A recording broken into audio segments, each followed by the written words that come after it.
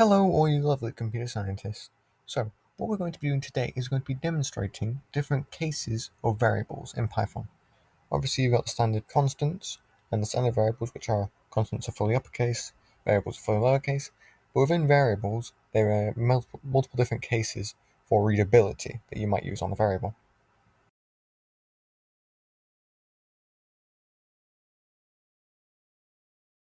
So, when you're coding, you might have long variables with 3 or 4 words. So, it might be my variable for subfunction, let's just say. This is snake case. We have an underscore between each word, snake case. This is useful because it's very easy to read, but it also takes the longest. Let's label this as snake case. The next case is camel case, where the first word is uncapitalized, but all the other ones start with a capital.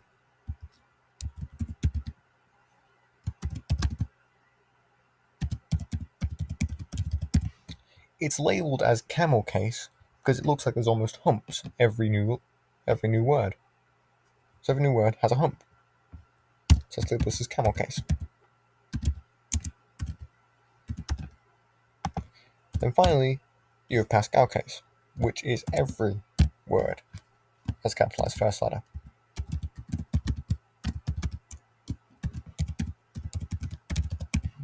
Equally simple as camel case, but generally the least readable. Snake case is usually the most readable, but takes the longest. Camel case is decently readable, but takes a decent while. And then Pascal case is more readable than camel case, barely. They work all the same in the subfunctions. Let me just demonstrate.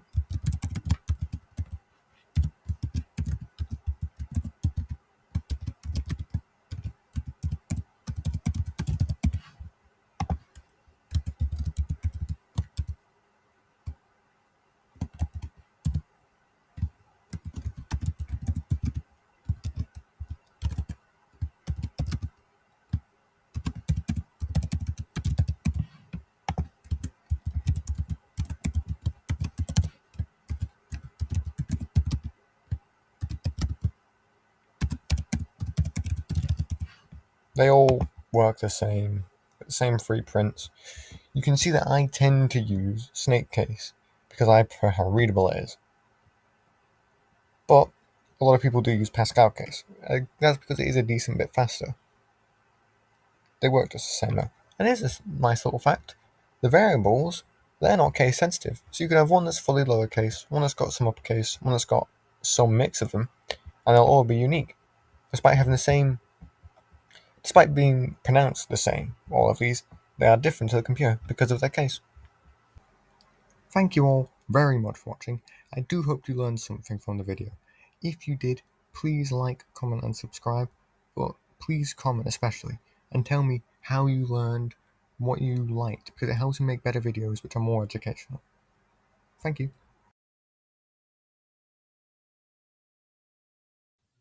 Hello, all you lovely computer scientists. Imagine this. You're working on a big piece of code with more than one person, more than just yourself. So you need a way to tell the other person what the things do. But you don't want to constantly be there telling them.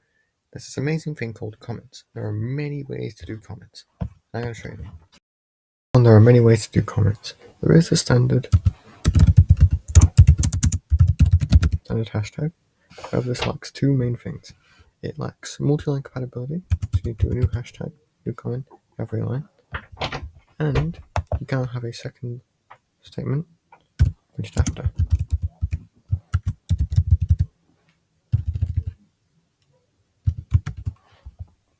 Which means it effectively just nullifies that line. As you can see. Nothing. Second type of comment is a unassigned string. Works for both standard double and standard single speech marks. As you can see, I'm going to make these do stuff. And we still get an output. The benefit of these over these standard comments is that they can have a statement put after it.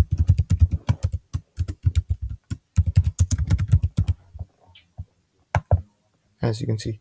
However, these still lack multi-line compatibility. Finally, you have literal unassigned strings, which are made up of triple speech marks of either kind, the common, and 3 more speech marks. The benefit of these is that they are multi-line. As you can see, multiple lines, that is still orange. And it will still run when I make it.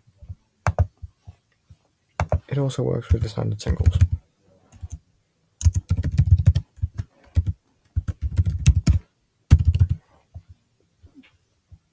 You will see they will still run. Still run.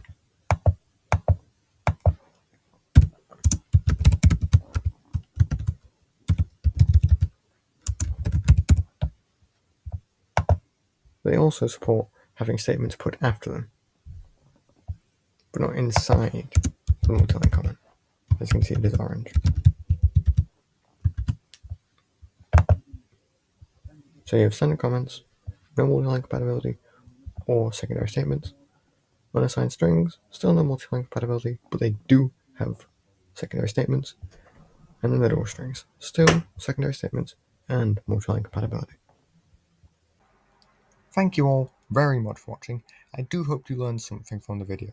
If you did, please like, comment and subscribe, but please comment especially, and tell me how you learned, what you liked, because it helps me make better videos which are more educational.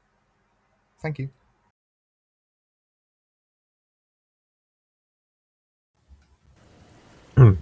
Hello all you lovely computer scientists. Today we're just going to be showing off the etiquette when it comes to whitespace. Now this goes for all programming languages, but we're demonstrating it specifically with Python. And yeah, so we can start out with this. Explain what whitespace is, create a small program to demonstrate it, and then just some useful tips and tricks, as well as an explanation as to why we do it. But yeah, do hope you learned something, and good luck. C++, Java, JavaScript, hell, it could be HTML.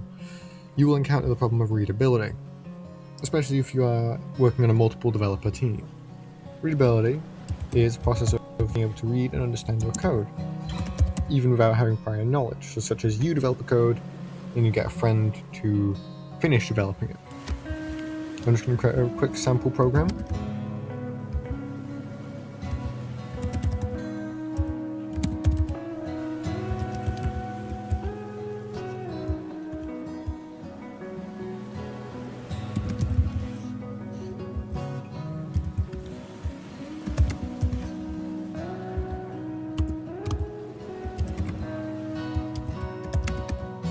Now the program will just print out either hello or world. Okay, we got hello this time, world this time. Now, this is quite readable. Only 3 lines, quite readable. Now, what if it was bigger? What if it, say, had 3 words, maybe? Where it then starts to get a little bit difficult. Maybe not actually difficult, but less easy.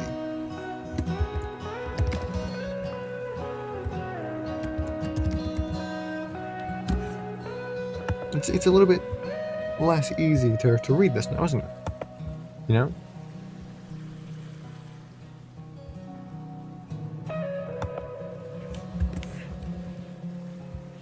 Oops. It's a little bit less easy to read the code now, isn't it? Maybe still not difficult, but imagine if that gets a bit bigger. Now, whitespace. We can make the code a lot more readable by doing this. Yeah, looks a bit more readable. Now, whitespace has 3 common etiquette rules. You have whitespace after your imports, usually 1 or 2 lines. You have whitespace after and between your definings, right, your made subfunctions, usually 2 on either side. And you have whitespace between every important piece of the program, such as the printings, the defining, all that. Now, I'll give a quick example of the defining one because you might wonder what I mean 2 spaces.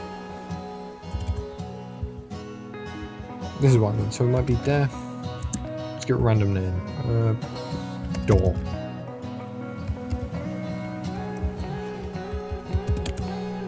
I'm trying to return door.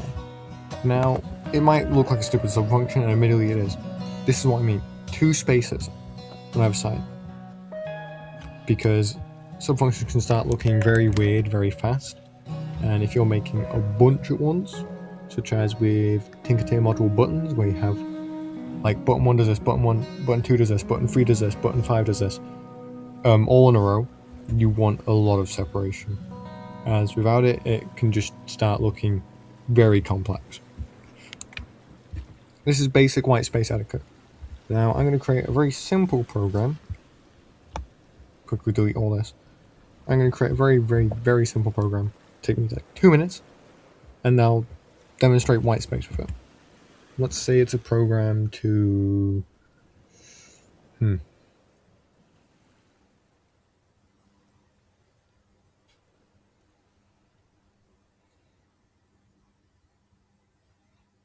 let's make a guess program where it'll pick a number between 1 and 10, and you have to guess it.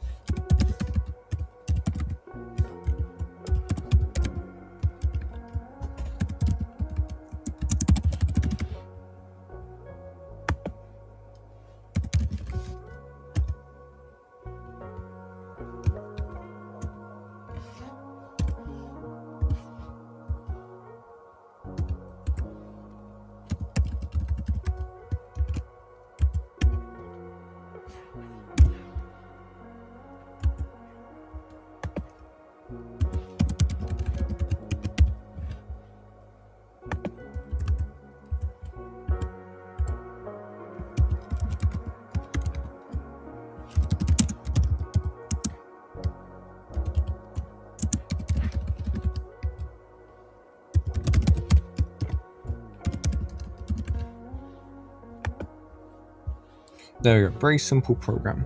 Now, if I haven't misspelled anything, if I guess a number between 1 and 10, eventually I'll guess the right number. Oop.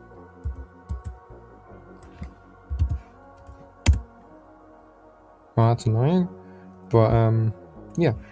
Now you can see that this is decently readable.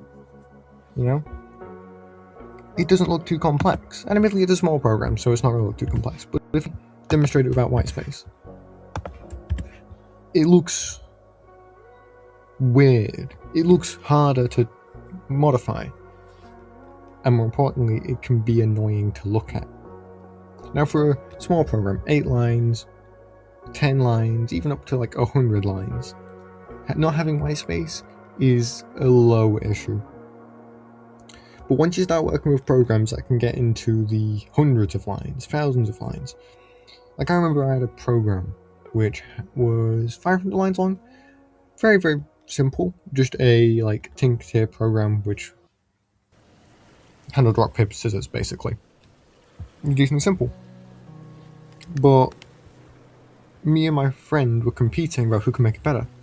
I did mine with white space and proper comments and proper casing. He did his with no white space, no comments, and his variable names were just letters. When I tell you, it took him 2 hours to show me the code and explain it, but it took me 5 minutes. You know why? Because his was unreadable. Mine was readable. Why? Because of white space, along with comments and variable names. But white space was the big bit, because his button display system, and he only had 5 buttons, which was rock, paper, scissors, exit and I forgot what the last one was, but it looked bad, basically, because they were right next to each other, and they were only like 5 long. Each function was only 5 long, but because they were right next to each other, the indentation looked weird, and he ended up making multiple small mistakes due to indentation errors because he forgot whitespace. With mine, admittedly the functions were a bit bigger, being 10 lines each, but it was relatively easy for me to check errors, for me to see what's wrong with indentation, because there was whitespace. So not only does whitespace make your code easier for you to modify, easier for you to manage, it also makes it easier for another person to see, easier for another person to manage. And whitespace doesn't make your code really go any slower. I know through a weird set of technicalities it can make it go slower, but overall, just do whitespace. It just makes your code better. Anyway, that's about it. I hope. Thank you very much for watching the video. I do hope you learned something. If you did, please like, comment, and subscribe. Still a bit weird saying that, even though I've got over 500 videos. Anyway, yeah, whitespace, very useful. I do hope you follow this etiquette. It's extremely useful. Anyway, same deal as before. Like, comment, and subscribe, as it helps me a ton. If you've got a specific request of any commands, I will make a video on them if I already know them, and if not, I will learn them and then make a video on them. Yeah, thank you very much. Happy coding.